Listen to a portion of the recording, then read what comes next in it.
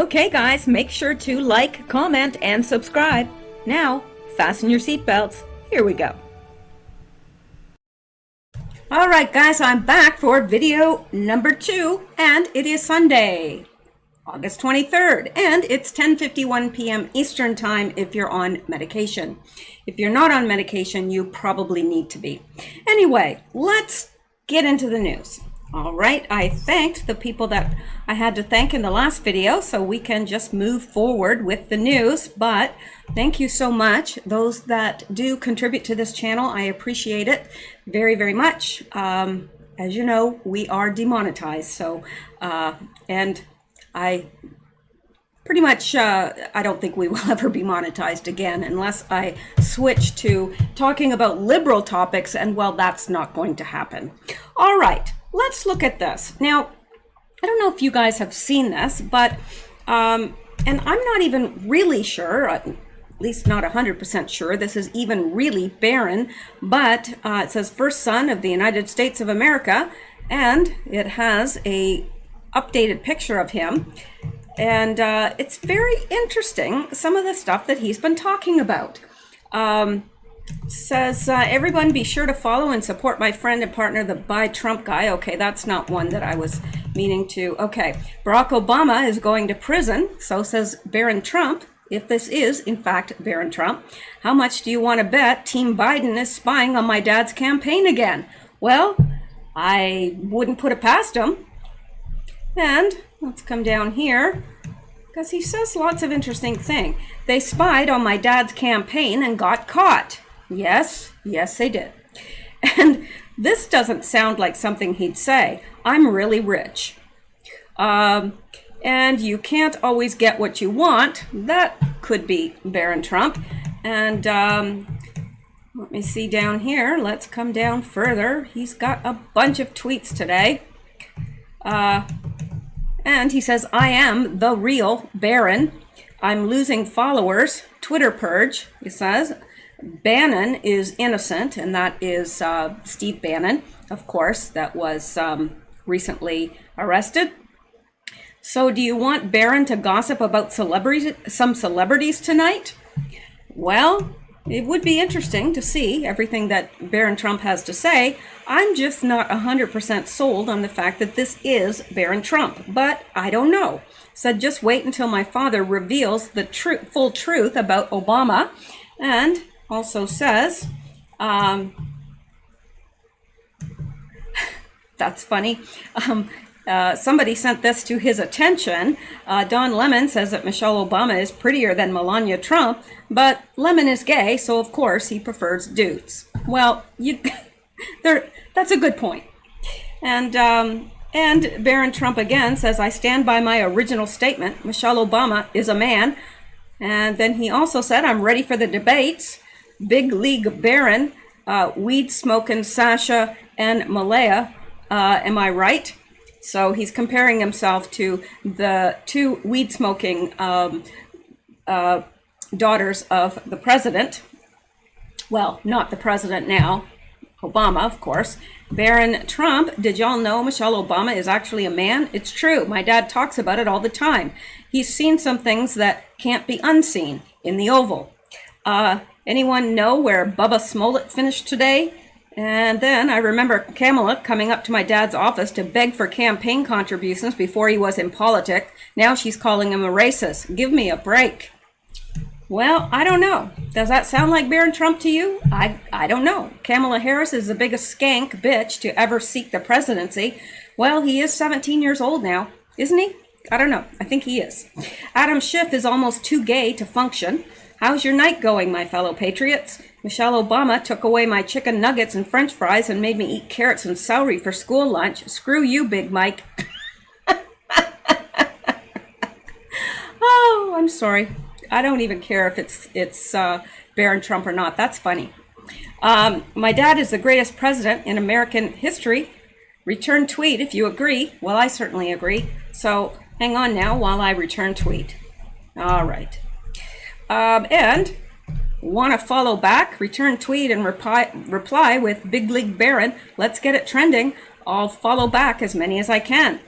Now it says, Barron Trump says, my mom is worried about me being on Twitter. I'm more worried about the people that I'm going to expose on Twitter.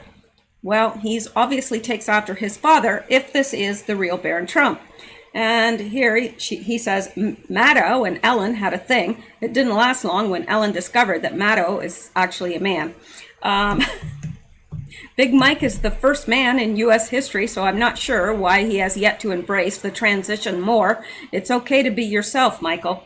And he also says, there is talk in the White House about my dad labeling Black Lives Matter a domestic terrorist organization. Well, I think it should be. And Alyssa Milano is a rape apologist and a fraud. Rose McGowan had a lot of tea on her. I don't know what that means, to tell you the truth.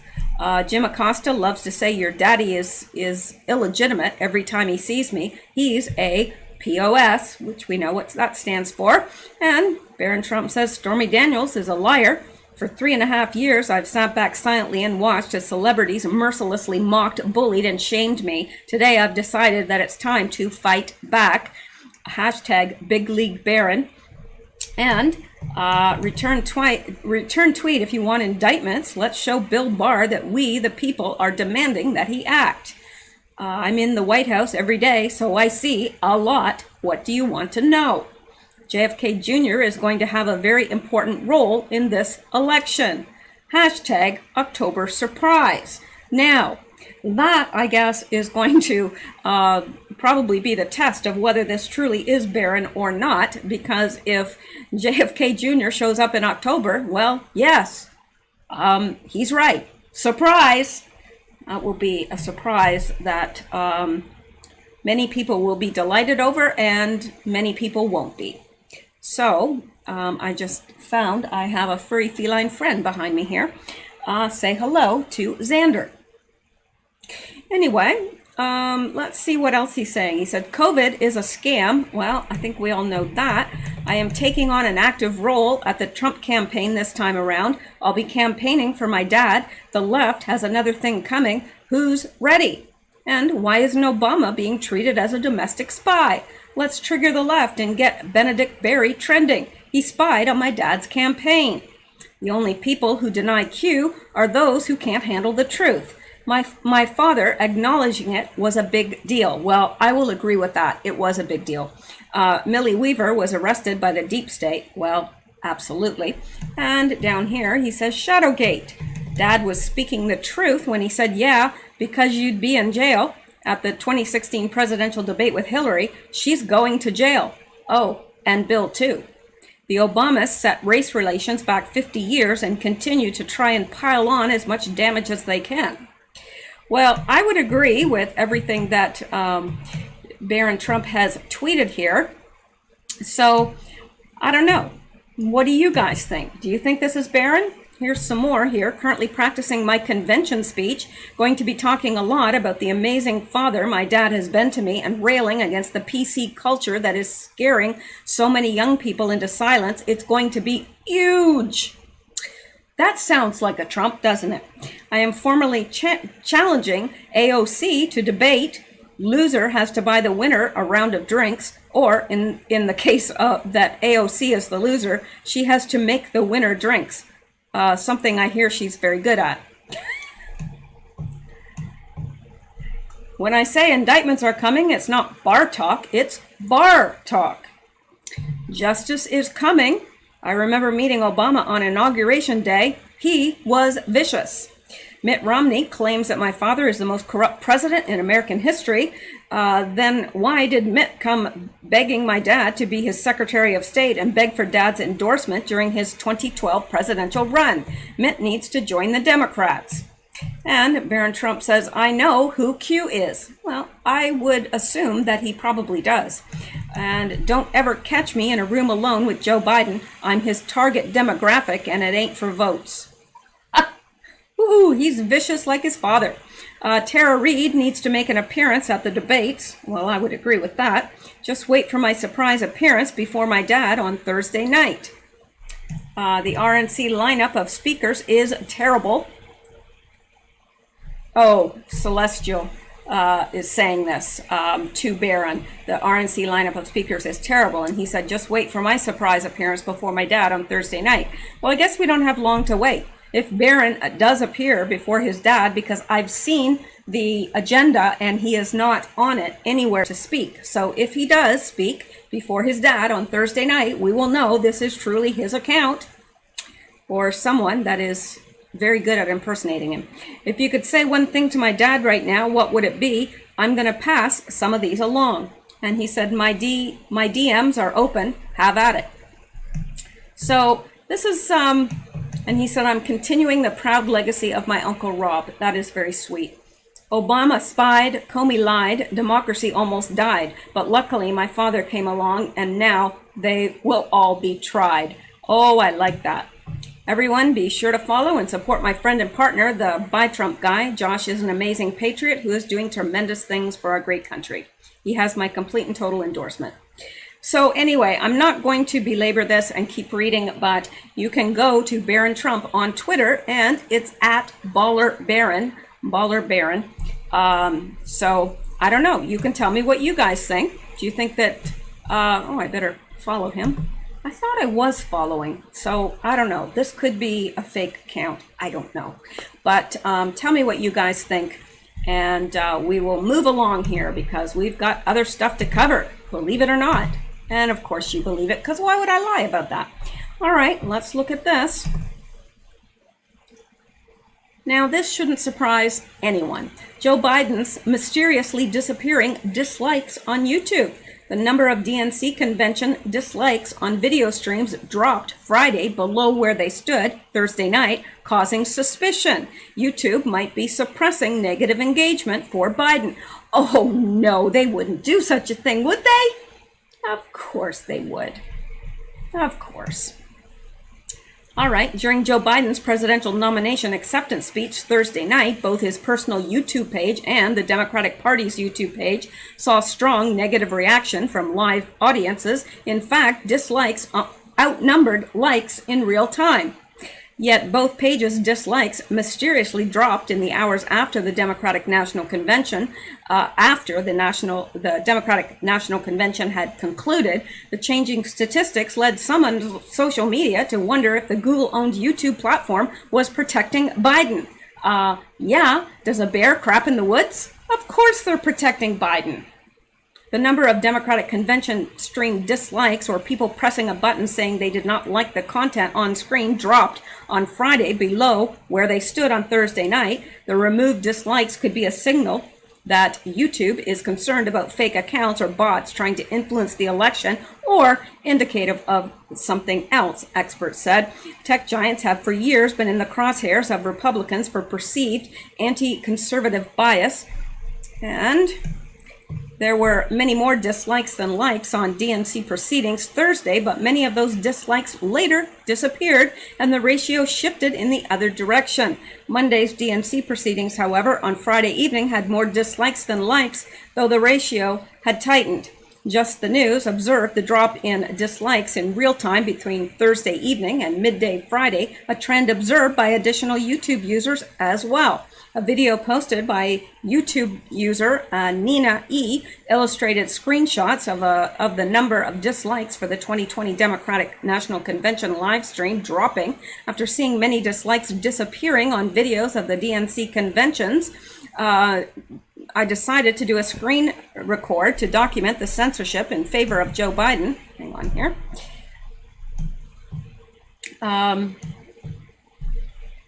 On this video, you can see me reopening the page of the video of the 4th DNC convention. The dislikes were 5.9 thousand, and when I reopened the page, 2.1 thousand dislikes magically disappeared while likes even increased. Later on, the erasing grew bigger, but I didn't document it. It is unknown if dislikes are being frozen by continuously erasing them as they appear. This is censorship. No, really? You don't say. To hide Joe Biden's unpopularity in order to motivate people to vote for him and suppress Trump voters. But here's the thing. Is this not interfering in an election? Is this not interference? Yes, It is. So why can't they be charged? That's what I'd like to know. Why do they always get away with it? And they do. They always do. Neither representative from Google, which owns YouTube, nor the Biden campaign responded to requests for comment from Just the News. We have all these new metrics and we're trying to figure out what they mean, said data expert and pollster Scott Rasmussen, who conducts the Just the News daily poll. And we know there's a lot of trolling that goes on with online social media platforms, so it's hard to know how to interpret these numbers. Obviously, you would never like to have more negatives than positives, but at the end of the day, Joe Biden's challenge is that Joe Biden is never going to be a beloved candidate. His challenge is to be less disliked than Donald Trump. His challenge is to be less disliked than Hillary Clinton. And his entire campaign is about focusing attention on Donald Trump. And so all the rest of this has to be seen in that perspective. Yeah, whatever. It's straight up censorship, and we know it. And they can tap dance around it all they want. It's censorship, plain and simple. Would they give Donald Trump the benefit of reducing his dislikes? No, they would boost them to make it look like he's hated, because that's what they like to do. Anyway, let's move on, because we can, and we will, and we shall, and here we go. Now, this is from politichatter.com. This is my nephew. He just got escorted off United Airlines flight for wearing a Trump mask in first class. Platinum member Sandy Sharmartin. Yeah, so yeah, he's a platinum member and he's sitting in first class, and they make him get out because he's wearing a mask with the name of the legally elected, duly elected, as they say, President of the United States. It's not like he's wearing anything hateful. That is the President of the United States, but they make him get off the plane. Not because he isn't wearing a mask, but because he is wearing a mask with a political slogan or a political statement that they don't agree with. So I would be taking my business elsewhere. That's what I would be doing. I would never I would never be giving them my money again. That is disgusting. Donald Trump is the president, whether people want to admit it or not, and whether they like it or not. He is duly elected, which means that people voted him in. It's not like he just went in there with guns blazing and took over the office. The way they make it sound, they make it sound like he somehow tricked people into getting into office. I don't know. I don't get it. All right. Now, here is something. Now, I should have brought this yesterday, and it's distasteful, but here goes. I guess, with dealing with the Democrats, we're used to distasteful, aren't we? All right. This from Breitbart. DNC features convicted murderer who squeezed victim's testicles with pliers. What a nice lady. Yes, I would want her to speak on my behalf, definitely. Well, apparently the Democrats do want her to speak on their behalf because she did. And yeah, she didn't just squeeze his testicles with pliers, she killed him. Why? Who knows? Yeah, great upstanding lady. At the Democratic National Convention this week, a convicted murderer and kidnapper implicated in a gruesome 1985 torture and killing case that was featured as a criminal justice reform advocate. Donna Hilton, a 55-year-old Jamaican American who was abused and molested as a child. I don't care, and I don't know why they had to put that in the article, because you know what? There's lots of people that were molested as children. I think 1 in 3 are molested these days, at least. But that doesn't, they don't go on to, torture a man and squeeze his testicles with pliers and then kill him. No. So I don't, I find it quite insulting that they would even put that in there as if it's an excuse. It's not. Lots of people are abused. Lots of people go through horrendous things. And yes, we can feel sorry for them, but that does not excuse what she did. That is, I don't even know what kind of an animal you need to be to do that to somebody. But anyway, let's read on. So she is a Jamaican American who was abused and molested as a child, who was given a short slot in a DNC video montage where supporters of Democratic presidential candidate Joe Biden recited the preamble of the Constitution. Toward the end of that montage, Biden delivers the closing word of the preamble. So incredibly honored and humbled to have been asked to participate in the preamble of the Constitution for the DNC tonight. With deep thought, I accepted this opportunity to represent the millions of Americans who have been left out and shut out. And that's what Donna Hilton said. August 18th, 2020, Hilton was sentenced to 25 years to life in prison after she participated with 6 other people in the brutal kidnapping, torture, and murder of Long Island, New York real estate broker Thomas Vigliarolo, 62 years old, in 1985. From here on in, I will call him Thomas V because his name is hard to pronounce. The New York Times in 1985 reported that Hilton and 6 others had kidnapped him and held him for $435,000 ransom for about 2 weeks before murdering him. His body was found locked inside a trunk in an apartment in Manhattan. The Washington Post reported on the case in 2018, noting Hilton's links to the Women's March. Yeah, so I guess they wanted their, well, there were 6 of them, and they were asking for $435,000 for him. But, you know, instead of just keeping him somewhere until somebody paid the ransom, no, they just continued to torture him over, I don't know how many days it was, but they tortured him all those days, and probably they enjoyed it, or else they wouldn't have done it.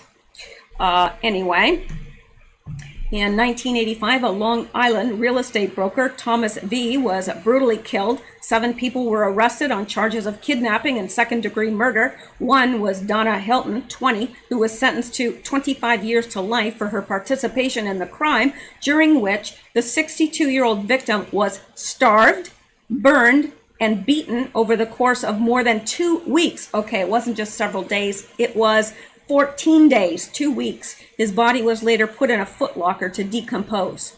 Isn't that nice? Not only did they squeeze his testicles with pliers, which would have been excruciatingly painful. Now, I'm a woman and I don't understand that kind of pain, but I have seen men that have been hit in that area, and there's no doubt it's excruciatingly painful from what I've witnessed. Anyway. Many of the details of the case were revealed in a July 1995 report from Psychology Today. During the group's torture of Thomas V., they squeezed his testicles with pliers, get this, shoved a metal rod into his anus, and would beat him periodically. So they starved him, beat him, shoved a rod up his anus, twisted his, testicles with pliers, and and beat him. Well, what a lovely group of ladies. And why? They were asking for ransom for him, so why was it necessary to beat him? Why didn't they just, keep him until they got the money and then release him? Well, I guess maybe he saw who they all were, so I guess he was probably doomed from the start. But, there is, they could have done it quickly so that he didn't have to suffer. But no, I think they enjoyed that. 2 weeks. 2 weeks they tortured him. Thomas V. believed the 3 girls were prostitutes who were going to have sex with him. Instead, they picked him up on March 8 in Elmhurst, Queens, at Maria's home and drugged him to make him drowsy. Then they drove him to Selma's apartment in Harlem. The apartment had already been prepared for an extended torture session. The closet door had been cut, a pot put in it for the use as a toilet, the windows boarded. For the next 15 to 20 days, police aren't sure just when Thomas V. died. The man was starved, burned, beaten, and tortured. Even 10 years later, Sperling could recall Rita's chilling response when they questioned her about shoving a 3-foot metal bar up Thomas V.'s rear. He was a homo anyway. How did she know? When I stuck the bar up his rectum, he wiggled. These people are devoid of whatever makes one human. They don't have it. That is quite evident. And that is who they choose. One of these girls is who they chose to speak at the DNC. Well, isn't that special? No, it's not special at all. It's revolting. Now, New York City Detective William Sperling himself interviewed Donna. I couldn't believe this girl who was so intelligent and nice looking could be so unemotional about what she was telling me and her friends had done. She and her friends had done. They squeezed the victim's testicles with a pair of pliers, beat him, burned him. Actually, I thought the judge's sentence was lenient. Once a jailbird, always a jailbird. Biden's running mate, Senator Kamala Harris, had been derided by the progressive wing of the party for her background as Attorney General of California. In 2019 Democrat presidential primary, Harris seemingly embraced Senator Bernie Sanders' plan to provide voting rights to sitting inmates, including violent murderers, rapists, sex offenders, and terrorists, people who are convicted in prison, like the Boston Marathon bomber on death row, people who are convicted of sexual assault. They should be able to vote. CNN's Don Lemon asked Harris at a town hall event. I think we should have that conversation, Harris said. Yeah, so there you go. That is the caliber of people that are speaking or did speak at the DNC. Lovely, nice woman. Be sure not to date her. Really. I mean, if you value your testicles, don't date this woman. Really. All right. And let's go on now, because we can. Now, this is very blurry. So I'm not even going to worry about the tiny phone people, because even if I made it bigger, I doubt they could see this, but I will read this, and it is jaw-dropping, really. This is Paul Pelosi, aka Nancy's husband. He owns Financial Leasing Services, LLC, a San Francisco-based real estate and venture capitalist firm. His net worth is $120 million. Why is this important? His wife, Nancy, sits on the House Appropriations Committee. This committee appropriates funds to the United States Postal Service and others. Why is this important? Easy. She passed a bill to sell off $9 billion. Yes, $9 billion with something worth a federally owned post office property, and awarded the contract to none other Financial Leasing Services, LLC, her husband's firm. So what they were doing, they were passing this bill to sell off $9 billion worth of federally owned post office property. So the post office owned this property, they were selling it off, and who did she award that contract to? Well, her husband's company. Yeah. Why is this important? Well, the commission's rate was set at 9%. This is almost $1 billion contract. If that's not enough, let's look at the new stimulus package. Nancy wants $25 billion in the stimulus package for the Postal Service, where only $1.25 billion goes to making sure voting ballots are legit. The other $23.5 billion is going to upgrading the facilities so they are more attractive to potential buyers for her husband's firm. Corrupt to the core. So her husband has this contract to sell off post office buildings that aren't being used or whatever, and she awards it to her husband. The commission is set at 9%, and she puts it as part of the stimulus that she wants this money to go to the post office so they can put it into upgrading these facilities, so they'll sell for more money, so they will land more money in their own pockets. You ever wonder how these people enter politics with nothing in their pockets and end up very, very rich? I think, his net worth is $120 million. Yeah, so that's how they do it. Disgusting. All right, now let's take a look at this. Texas school district caught teaching children the police are just like the KKK and slave owners. I know, I had a hard time believing this myself, but it is true. Yes, indeed. The Wiley School District in Texas apologized after they were caught teaching children police officers are like the KKK and slave owners. Parents complained after they found this cartoon in their child's school assignment. Well, I would have complained too. In fact, I wouldn't have been very popular, let me tell you, because I would have pitched a fit. School assignment compares police officers to slave owners and the KKK. Well, let's look. Yeah, we've got all of these men leaning on a black man that looks suspiciously like George Floyd. And this, here we have a pirate leaning on him and has him in chains. So obviously a slave owner of some sort. And here also a slave owner because he's got his whip and a gun and he's leaning on his neck.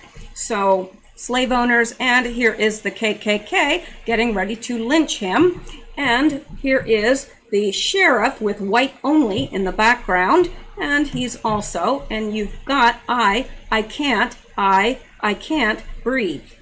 So it's pretty obvious who they are depicting here. And then we have a police officer kneeling on his neck with a big baton, police baton. And what is the message here?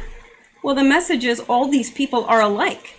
So they are comparing slave owners and the KKK to the sheriff and the police. And they're saying these are all, I guess they're saying they're all equal. So parents complained after they found this cartoon in their child's school assignment. So what do you think of that? This is the type of filth they are pushing on your kids in the U.S. today. Also, Wiley ISD has apologized after some of its students received a political cartoon as part of a lesson that likens modern-day police officers to the KKK and slave owners. The district did not defend the lesson, but rather canceled it. Well, that's good, but why was it being taught in the first place? Really? Unbelievable. A police representative accepts their apology but says the damage is done. It's completely abhorrent, it's disgusting, and it should never have been included in any kind of assignment. FOP National Vice President Joe Gamaldi said it depicts slave owners, members of the KKK, and police officers over time kneeling on the neck of a black man who is saying, "I can't breathe," clearly making a statement about the alleged murder of George Floyd and systemic racism and police brutality in the United States. Yep, that's what they're teaching. Make sure if you have children that are of school age that you pay attention to what they're being taught. You know, you have that right. You are their parent. So it is up to you what they're being taught and if that is acceptable to you or not. All right, let's go back and let's go on. So let's... Now, let me see. Yeah, and look at this. Big Brother comes to Michigan. Really? Big Brother, Michigan College will digitally track students' movements at all times. A Michigan college is requiring students to download a phone application that tracks their location and private health data at all times in an attempt to protect them from the coronavirus. Albion College, located in Albion, Michigan, is one of the first schools in the country to tackle contact tracing. The school is working to create a COVID bubble on campus and asking students to stay within the school's 4.5-mile perimeter for the entire semester. If a student leaves campus, the app will notify the administration and the student could be temporarily suspended. Okay, well, I've been to university several times and I would not even consider attending a school that wanted to keep me within a 4.5-mile perimeter for the entire semester. Are you kidding me? It's absolutely ludicrous, asinine. The move comes as several universities grapple with how to reopen safely amid the ongoing coronavirus pandemic. Several liberal institutions and schools, including Harvard University, have shut down their campuses entirely, while the University of California system will provide the majority of classes online with a selection of hybrid options. Other schools, such as Boston University, are resuming in-person learning with mask and social distancing guidelines alongside virtual learning supplements. Albion's reopening plan has sparked blowback from students and parents who are expressing concerns about what they view as an invasion of privacy. Gee, do you think? According to the Washington Free Beacon, a father of an Albion school an Albion student said that he is upset that he must choose between keeping his daughter home from school or signing off on a university-sanctioned invasion of privacy. Not a chance would I allow a child of mine to attend a university. I mean, if I was paying for it, I wouldn't allow them to attend a university that was going to track them like that. I think it is absolutely beyond asinine. The school wants my daughter to sign a form consenting to specimen collection and lab testing, he told the Washington Free Beacon on condition of anonymity. I had a ton of concern with that. Why is the state of Michigan contact tracing not enough? Well, that's a good question, isn't it? Those students are required to remain on campus. Professors and administrators are not. When asked about this potential loophole in its COVID bubble, the school declined to comment. Well, naturally, it would. So I'm not going to go on with that, but I did want to bring that to your attention. All right, and let's go back now and see what else. Now, yeah, here's something, a lot of them who are looting and so forth, they believe these are reparations. They believe that they are okay now to steal. Some of these guys believe that it's okay to steal whatever they want because, reparations. Well, this man allegedly calls 14-year-old a racist while stealing his bike in Chicago. You have to be a special sort of lowlife to steal a 14-year-old's bicycle, really. A man in Chicago allegedly called a 14-year-old a racist as he stole his bike. According to CWB Chicago, Isaac Lacey, 22, had been arrested after allegedly stealing a bike from a 14-year-old outside of Logan Square Cycle Shop, Boulevard Bikes, on Tuesday, according to CWB Chicago. Lacey approached the 14-year-old and another minor and asked for a cigarette. He then allegedly stole the bike while daring the racist juveniles to do anything about it. According to the story prosecutors presented during Lacey's bond court appearance, the outlet reported.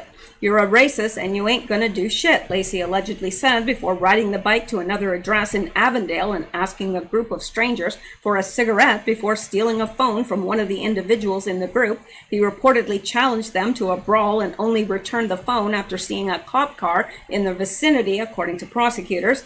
Judge Mary Marubio ordered Lacey held in lieu of $100,000 bail. Well, I think that that's a little bit steep, personally, for stealing a bike. But anyway, he will need to post a $10,000 deposit bond to get out of jail before trial, CWB Chicago reported. And maybe it's so high because he's got other things on his rap sheet. Who knows? Chicago has experienced an uptick in violent crime, you don't say. In recent weeks, over 20 people, including a 9-year-old boy, were reportedly shot in the city on Wednesday alone.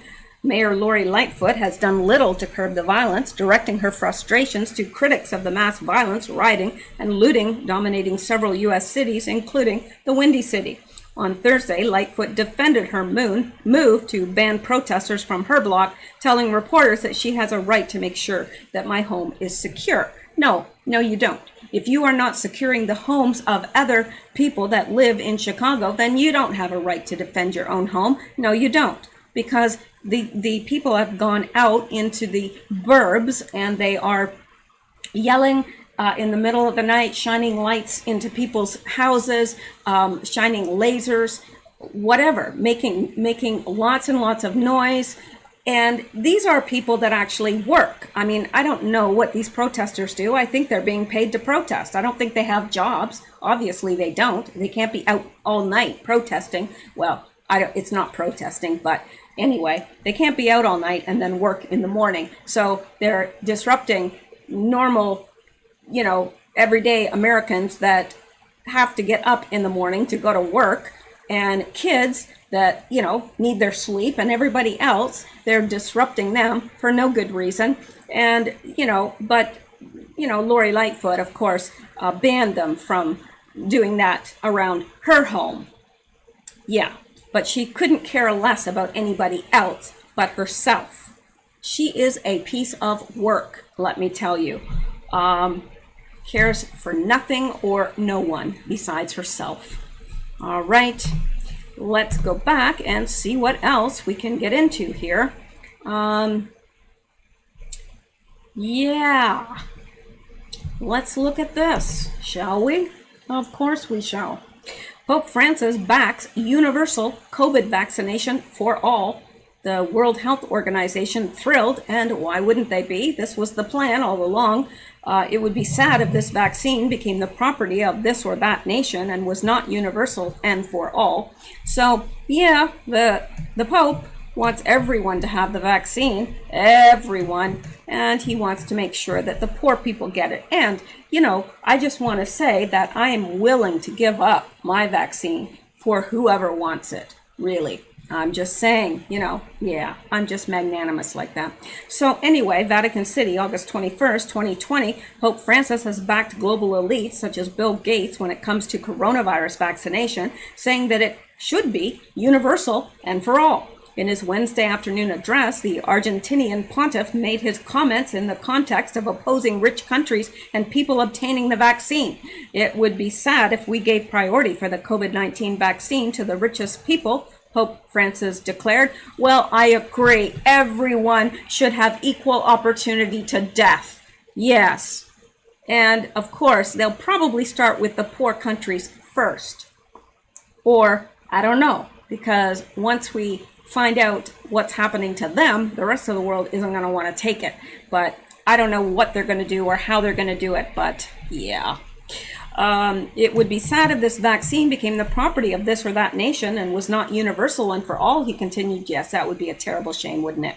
Everybody needs this vaccine, according to him. Vaccine critics, including environmental lawyer Robert F. Kennedy Jr., are warning that key parts of testing are being skipped in the push to develop a COVID vaccine. Critics warn about the risks of large-scale injury and other health-related consequences that could result from a largely untested vaccine that is suddenly injected into millions. And once it's injected, you can't get it out. And it changes your RNA, DNA. I'm not too fussy on that. Earlier this year, a Canadian inoculations watchdog alerted LifeSite News to the danger of vaccines that are developed too quickly. Ted Kuntz, president of Vaccine Choice Canada, a society founded by families who have suffered from vaccine reactions or injuries, warned in May that Canadians should be concerned about the safety of a coronavirus trial vaccine manufactured in China. Like, heck yeah, I'm not putting anything from China in my body. Like, I'm even leery about anything that's processed over there, to tell you the truth. Yeah, like so many times we've had scares and so many times it's ended up being something from China. Why is that? Well, we all know. Some authorities like Professor Giuseppe Trito, an internationally known expert in biotechnology and nanotechnology, have warned that developing a single vaccine for a virus, which the original genetic code is being withheld by the Chinese, they don't even have the original genetic code for it. It's being withheld from the Chinese. So how the heck are they making a vaccine that's going to work? Or I guess it doesn't really matter if it works or not. Because what they'll do is they'll stop reporting false deaths. Like they'll start reporting people are dying of flu again. And then people will say, look, the vaccine is working. Yeah, we know how they work. Developing a single vaccine for a virus for which the original genetic code is being withheld by the Chinese and which has already mutated into a dozen different strains is extremely unlikely. This has resulted in many speculating on an ulterior agenda behind the global push for a COVID vaccination. Gee, you mean there's an ulterior motive? An ulterior agenda? Really? Oh, I just thought they were trying to help everybody by inoculating 8 billion people for a sickness that only less than 1% who contract it will die. And yet 8 billion of us need to be vaccinated against it. Right. More people die from the flu. No vaccination for that. Alrighty. So there you go. I don't want to read further with that. I think that gives us the gist of what I wanted to tell you guys. And let's go on here. Some of these I brought yesterday, but Of course, you guys never got to see it because it wasn't being recorded, so I guess I was just talking to myself here for an hour. Well, it happens. So, yeah, let's look at this. Yeah, this. Netflix film about 11-year-old joining twerking team shows collapse of modern morality. At what point does this stop? At what point does our society say enough is enough? Well, I think right about now, because enough is enough, don't you think? Yeah, this is a disgusting, it says this was August 21st. At what point does this stop? At what point does our society say enough is enough when it comes to the assault on our children? At what point do we stand up as a nation and put a stop to this attack on innocence? There was a time when our children were not bombarded with pornographic sex ed curricula in middle school. There was a time when condoms were not given out to elementary school students. There was a time when first graders were not taught LGBT terminology. There was a time when we did not celebrate 8-year-old drag queens and when drag queens did not twerk for our toddlers in libraries. There was a time when movies were not made about 11-year-old girls joining sensual dance teams, but that time is not now, and the assault on our children's innocence is at an all-time high. Should we not be concerned? Should we not be grieved? Should we not be outraged? Lest you think I'm exaggerating, the California Globe reported on May 9, 2019, despite hundreds of parents protesting and testifying on Wednesday, the California State Board of Education approved highly controversial changes to the state's health and sex education framework, including teaching children about bondage, anal sex, pederasty, sex trafficking, sexual orientation, and transgender and non-conforming students. One book recommended for transitional kindergarten through 3rd grade includes graphic, close-up illustrations of child-adult genitals and the sex act itself. This is for kids age 6 to 9. Another book, also recommended for the same age group, teaches kids they can be a boy, a girl, both, neither, genderqueer, gender fluid, etc., and that adults guess a child's gender based on body parts. As for high school students, one textbook introduces or encourages anal sex for all sexual orientations, BDSM, bondage, domination, sadomasochism, body fluid, urinating on each other, or blood play, fisting, and a long list of other sexual debauchery.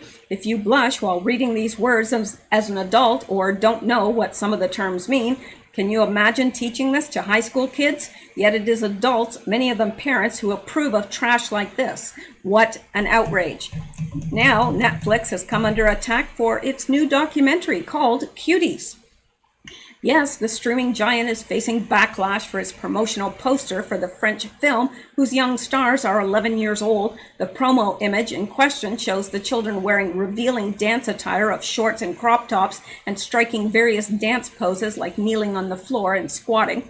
Netflix quickly apologized for the poster, removing it from the promotional material, but it didn't apologize for the movie itself, stating, "We're deeply sorry for the inappropriate artwork that we used for Cuties. I am not okay. It was not okay, nor was it representative of this French film, which won an award at Sundance." Oh, well, it must be okay then, since it won an award at Sundance. Yeah. We've now updated the pictures and description. But of course, the film won an award at Sundance. It must be good and moral. After all, Sundance is kind of like the Bible Belt of movies, conservative, almost prudish, right? No. Rather, as IndieWire noted, the Sundance Film Festival has been shocking audience and launching careers for years. An early Sundance winner was the 1989 movie Sex, Lies, and Videotape. As described on IndieWire, in some ways, the quintessential movie of Sundance early years, Steven Soderbergh's landmark debut, remains one of the best movies ever to come out of the festival and one of the most sexually frank. So much for winning an award at Sundance. And what exactly is Cuties about? As reported on Heavy, in the movie, which earned a TVMA rating, Amy, an 11-year-old girl, joins a group of dancers named the Cuties at school and rapidly grows aware of her burgeoning femininity, upsetting her mother and her values in the process. It also describes It is also described as a coming-of-age movie about an 11-year-old, which really says it all. Girls that young are not coming of age to sensual dancing unless someone else teaches them. The thoughts would never enter their mind on their own, especially when they come from traditional religious backgrounds, as does Amy. A headline in the U.S. Sun reads, "This is gross. Netflix new cutie show sparks fury with highly sexualized drama about an 11-year-old joining a twerking squad. This should spark fury among parents. And what about the little girls who posed for the Netflix poster?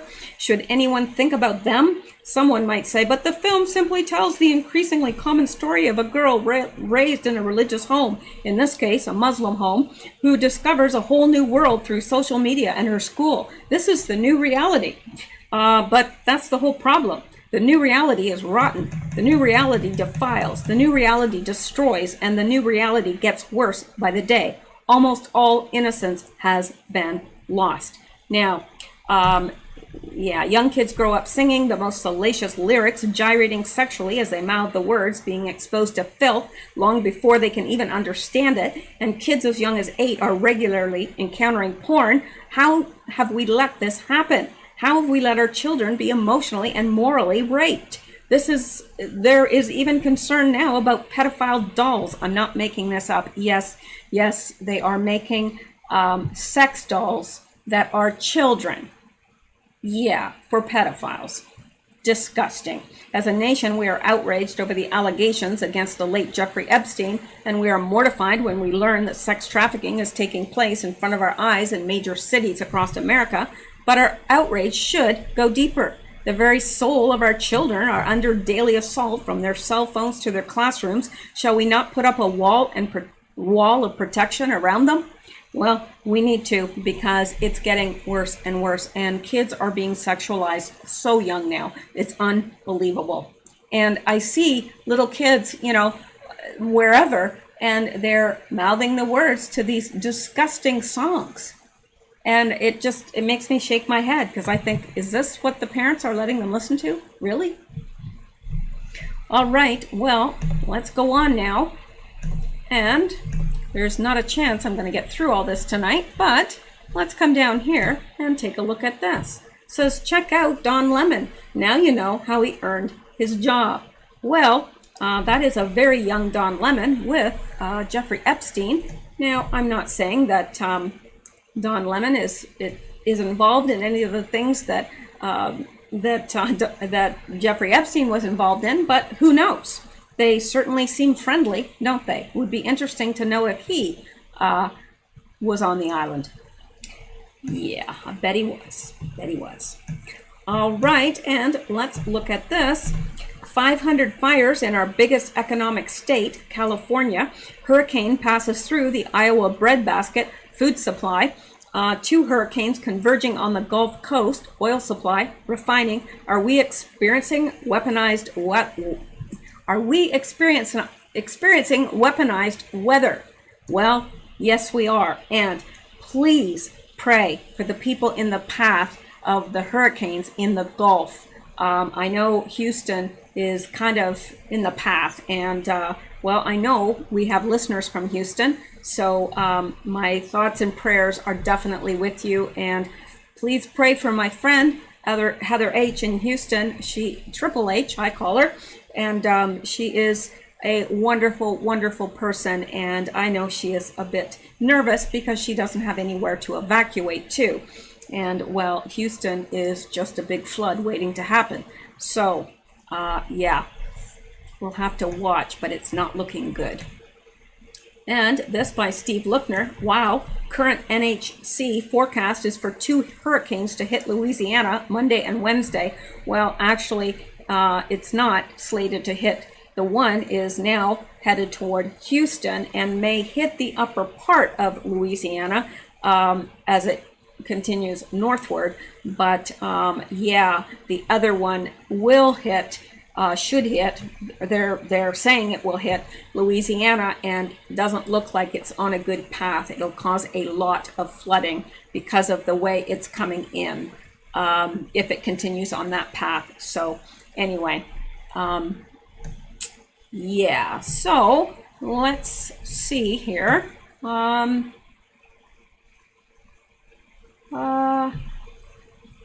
Let's go up here because I probably missed. Let's see what this is. Can't remember.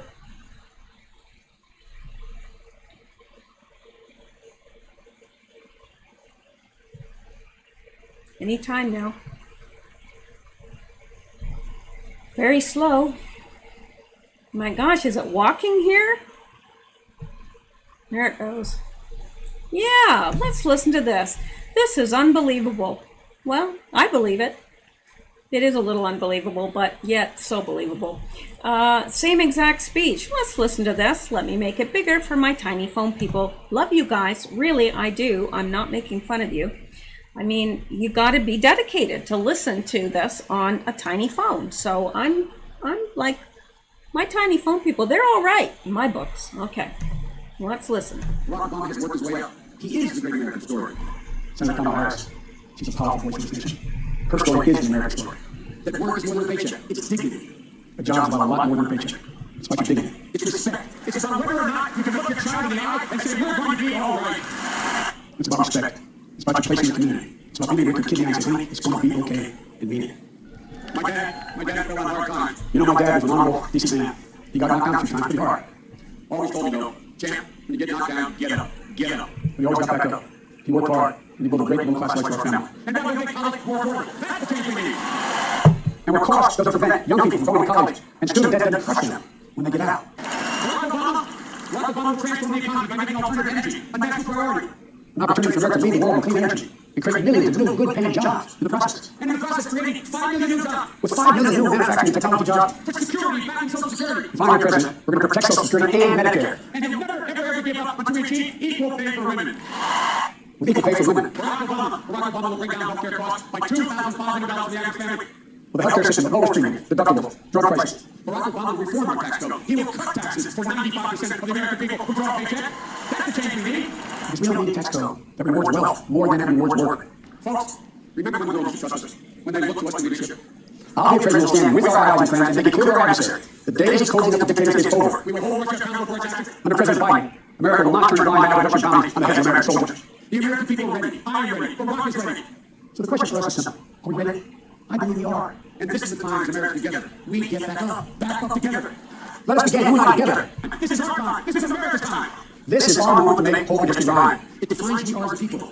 And now it's different. I know it. You know it. You know all elections are important. We know our bones. This one's more consequential. These are extraordinary times. This is an extraordinary election. And now history can lead us to one of the most difficult moments America's ever faced. That's the America George Bush left us. And that's the America we'll continue to get if George, just with John McCain's elected president of the United States. If he's given 4 more years, he'll be what he's been for the last 4 years. Our debt to our parents and our grandparents is too great. Our obligation to our children is too sacred. For you, your family, and children. Yeah. Well, he plagiarized himself. He gave the exact same speech that he gave in 2008. Well, isn't that special? I guess, you know, he's just not an original guy. He's had, what, 50 years just about to change America for the better, and he's done nothing. Absolutely nothing. What are his achievements? Can he point to anything concrete? No, he can't. And that's a problem for me. I bet it's a problem for you too. And that's why I would vote if I was back in the States, and I hope I will be. I would vote for Donald Trump. Absolutely. I don't see that we have another choice, do we? And not that he's not a great candidate. I think he is. I'm just saying that really, even for people that don't like Trump, I don't see as there's any choice for them besides Trump, because really, I don't even want to think about a Biden presidency. We know that Biden wouldn't be the one calling the shots, would he? We can pretty much guarantee that. All right, well, I'm going to end here in a moment, but let me see if I can find one more good thing, one more, you know. I think I've covered just about everything, and some of this is getting pretty old by now. Let me see. Okay, let's look at this. All right. Joe Biden gets horrible news from his sex assault accuser, Tara Reade, during Democrat convention. And let's listen. Let's listen. Sexual assault survivor. So to me, what the speaker lineup, showed is kind of a thumb in, all our faces. It was really draconian and really disappointing.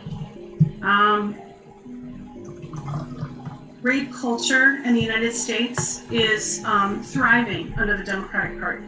I feel like they are not only enabling, but they're allowing that behavior to continue just by virtue of who they lined up as speakers who have credible sexual assault and harassment allegations against them. I just realized that that's 4 minutes long. Well, maybe it'll get more interesting here. Or maybe not. All right, let's come down here. Could Democratic presidential nominee Joe Biden's sexual assault accuser be speaking at the GOP convention next week? Well, let's hope. In an appearance on Fox News on Thursday, the same day Biden gave his acceptance speech at the Democratic National Convention, I don't know, even my speaking goes at this time of night. Tara Reade said she would absolutely speak at the Republican convention, adding that she would be more than happy to do so. I think survivors need a voice, and I would be humbled and honored to help raise and lift that voice if that's possible, Reade said. In an interview, the self-described lifelong Dem said sexual assault should be a nonpartisan issue. What I find astounding has been the hypocrisy around the sexual assault and sexual harassment that I brought forth, Reade said. Yeah, could you imagine if that had been Trump? It would have been on every newspaper. That's all anybody would be talking about 24/7. When there was Republicans being accused of that, the media and the reaction from the Democrat Party was quite different and quite aggressive and quite hostile to the potential perpetrator, before it was even investigated, she said. In my case, the hostility was directed right toward me, and I was basically silenced and erased by using classism and so on. I lost everything coming forward. I lost my work, housing, money, everything, because I spoke out against one of the most powerful members of the Democratic Party, Reade said. She criticized the speaker lineup chosen by the Democrat National Committee for the convention, particularly former President Bill Clinton, who's been credibly accused of sexual assault. I'm a sexual assault survivor, so to me, when the speaker lineup showed what the speaker lineup showed is kind of a thumb in all our faces. It was really, really disappointing, Reade said. Rape culture in the United States is thriving under the Democratic Party, she said. I feel that they are not only enabling, but they are allowing that behavior to continue just by virtue of who they lined up as speakers who have credible sexual assault and harassment allegations against them. And I feel that there's an abandonment of the voices that were trying to be heard, that really wanted systemic change about issues like sexual harassment in the workplace and sexual assault. She also said in the interview that the Democrat Party has gaslighted survivors of sexual assault by claiming to be their protectors. I've communicated with other people who are watching this who had very visceral reaction to what's happening and how sexual assault survivors were being gaslighted, right, collectively, Reade said. They're pretending that they're the holders of the Me Too like a shield, but meanwhile, some of their main Democratic elites, some of the main powerful people involved with the party, are actually perpetrators themselves. And it's this denial, collective denial and gaslighting of survivors that is so concerning to me. And frankly, I think the Democratic National Committee is complicit because they're not just ignoring it, they're participating in it and enabling those participators. It is unconscionable that Bill Clinton is a main speaker, and this is coming from someone who voted for him.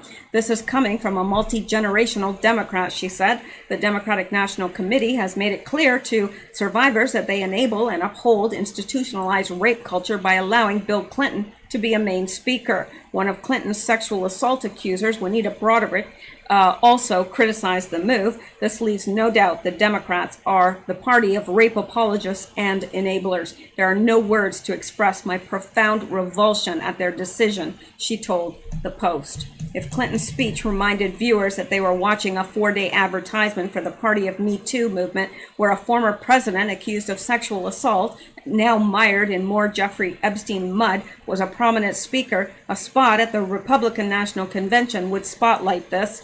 Reid's allegation that she was forcibly pinned against a wall by Biden and penetrated with his fingers in 1993 when she was a staffer in his Senate office has mostly vanished from the headlines. Democrats have stood behind Biden almost to a person, and media reports have painted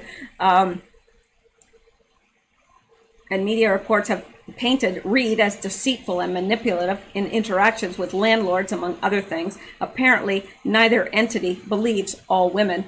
However, her case has again resurfaced as she's expressing willingness to appear at either party's convention to talk about women's issues, in particular coming forward on sexual assault allegations. We need to figure out a different way to have the conversation, Reid said. It's not so much about believing someone before it's been investigated, she said. It's more about how it's approached.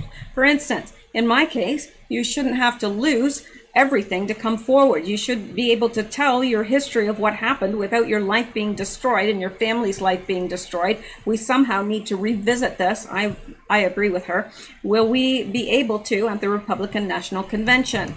Or will she be able to? Stranger things have happened, especially when you consider that Trump held a news conference featuring some of the women who had accused Clinton of inappropriate behavior before one of the presidential debates in 2016 and then managed to sit them in the audience. Whether the GOP will choose to focus on that this year is anyone's guess. What this does, however, is put Tara Reid back into the conversation. That's something Biden's campaign is going to loathe no matter what happens at the RNC. Now, I happen to believe her because we see a long pattern of this type of behavior from him. So it is not that unbelievable that he would do this. To me, it seems pretty believable. So anyway,